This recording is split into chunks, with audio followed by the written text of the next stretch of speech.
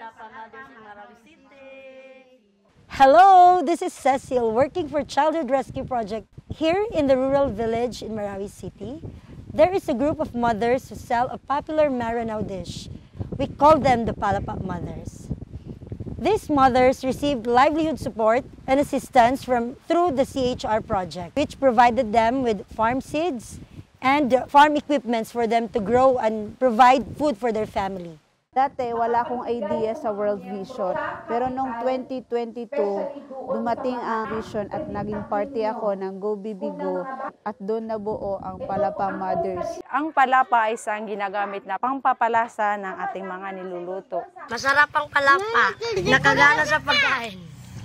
Ngayon, tinitrain kami ng World Vision para ma-improve yung palapa business namin, para lumago at matulungan yung mga anak namin. Isa sa natutunan ko sa World Vision ay mag-saves at kung ano humawak ng pera, pwede rin namin itong ituro sa mga anak namin. Sana nakakatulong din sa mga bata tulad nung alimuwa, mag-aral yung mga apo, saka yung mga anak ko.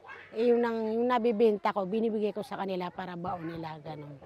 They are among the 319 parents and caregivers supported by the program like the Go Baby Go parenting program and the Positive Deviance Unearthed way back in 2022. But for these mothers, palapa is more than just a food. It is a symbol of their culture and hope for a better future.